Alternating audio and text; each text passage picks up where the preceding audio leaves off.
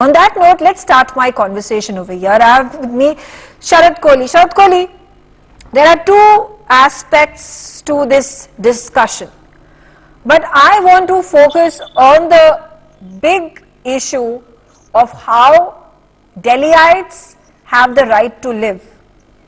The same way the farmers have the right to protest peacefully, it is in the same wavelength that the country, the people of the country, the people of Delhi have the right to live, have the right to commute, have a right to go to their offices, have a right to accompany their family members who have an emergency and can't even get admitted to a hospital, where there are fire tenders that are being rushed to a place but they cannot reach on time, which then causes injury, then causes casualties, then causes even fatalities. How do we find a solution to this when the governments are not coming together, backing the people? In fact, the fact that citizens have voted for you and you are standing there watching tamasha, not wanting to dive into it because it does not suit your political narrative.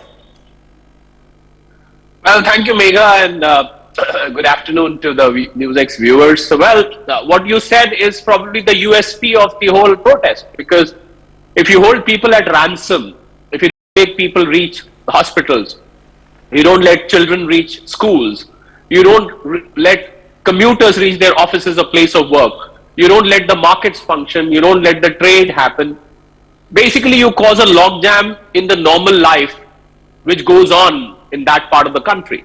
Well, that is the USP, that jab tak ye nahi karenge, tab tak ye sunenge nahi. I think I put these lines in inverted commas, and I think as far as the government's angle is concerned, what options does government have? Now let's analyze those options from the question you raised.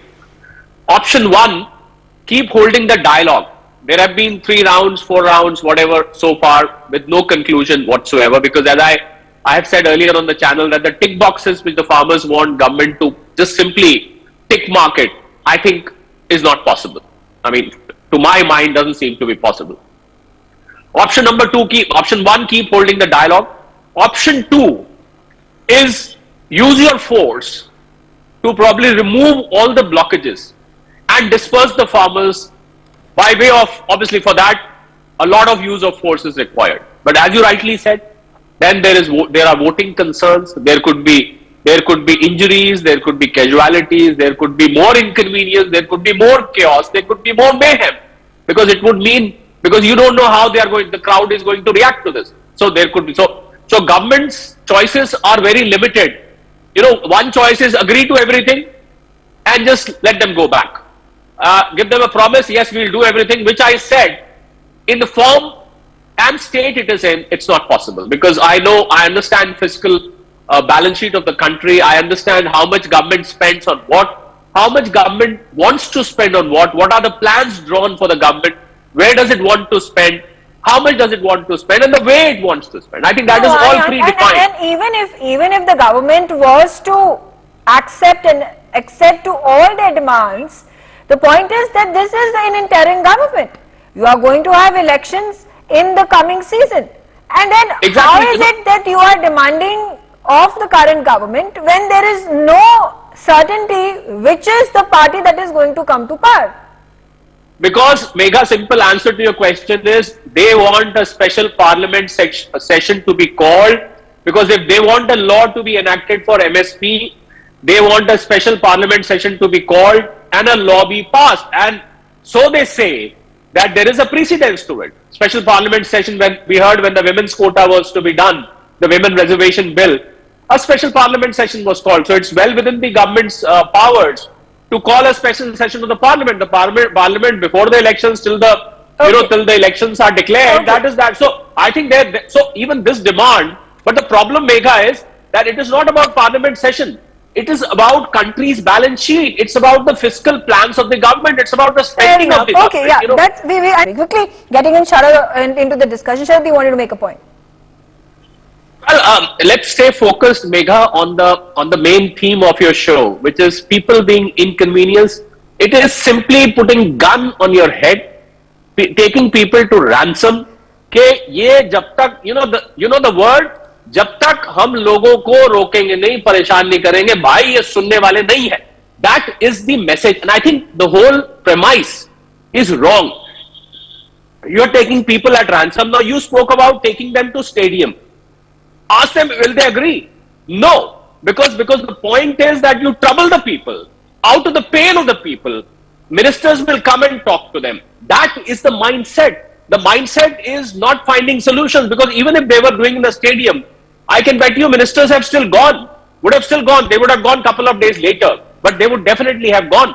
But here the sole idea is harass people, trouble people, obstruct people, obstruct the economy. No, the fact is the ministers have not waited until the farmers came into Delhi or along the borders of Delhi. They actually 7 days ago, they were in Punjab and they were trying to stop these protests from entering into Delhi. They were holding negotiations. They said, we are willing to talk to you, but obviously that is not what these organizations want. It is quite the opposite. Megha, let me complete. Now, my fellow panelist, I have a lot of respect for him, was offering agrarian solutions. First of all, that this particular discussion is focused on holding people at ransom. Where yesterday he commented that why do you need to have an economist on this debate? I'm sorry. I mean, he needs to go back and dig into his intellect. So are we name-calling now the news debates? I'm sorry, I thought you were talking only did not about interrupt. right now. You called super rude your previous speaker. You're doing it yourself, Inder. I'm sorry. Of course, sir. You I'm just following the trend Gaurav that's Kochar. here You right intervened now. into Gaurav Kochar saying that you're being super rude by intervened in interfering. mine. You are doing the same thing. You did that yesterday as well. Inder, I'm sorry. Sir, You Mia questioned Kulpa, but I that why an said this economist today. is sitting Let's here talk about on the what we're talking panel. about today. There is no role of an economist. Okay, How can anybody Don't give your an answer. economist tell you Inder, how the country is suffering? let Sharad Kohli complete. Yes. Let me complete. Don't intervene, please. Don't You shout, speak sir. when your Don't turn shout. comes.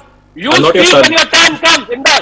You speak when your Listen, turn let him comes. I'm speak. sorry. Okay, let's You try speak to when your maintain turn the comes. decorum when we're trying to have a conversation over here and cohesive and concrete one. Can we find a solution? But at this point, So, Megha, no, it's let me not come back. possible Let me- because let me come back to the point. Can there be a counter massive protest because of the disgruntlement, the anger, the frustration that people are seeing on the streets? What if the entire population of Delhi comes onto the streets and stands in front of the farmers and say, we are not going to move now, we are not going to budge now, we are going to act as stubbornly as you are doing it, and let's see who wins.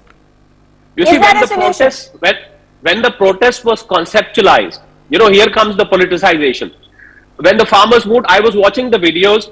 They put in their tractors ration pani for weeks together. So what is the intent? They want to park themselves on the roads, cook there, cook meals, distribute meals, hold langars there on the roads. I think the whole intent was to block the road. You see, whenever you block a railway track or a road, your intent is put people in trouble. Then this government will listen. I think that is the mindset which needs to change. And I can tell you again, the agrarian solutions we keep talking about, they are not overnight solutions. And my previous panelist was also speaking about that in 22 nothing happened. All the 3 farm laws for which the farmers were protesting, they were taken back. Prime Minister himself came on in a public address and he said, I am taking back all the 3 farm laws. So I think, Megha, that brings me to another problem. If these protesters, or if protests of these kind, shall I say, if they find that this is the best way to say my way or highway, I'm sorry, this should not be set as a precedent, Megha. I have a very strong point there, because this will set a bad precedent for future. Tomorrow some organization wants something which is beyond the capacity of the government, they will start doing the same thing. I think we need to find a permanent solution. I absolutely agree with you. In fact, the precedent has already been set, and unfortunately they are following up on this. All right. On that note, I thank all of you for joining me on the telecast. And meanwhile, there's big development. There is, amid speculation to join the BJP, Congress leader Kamal Nath has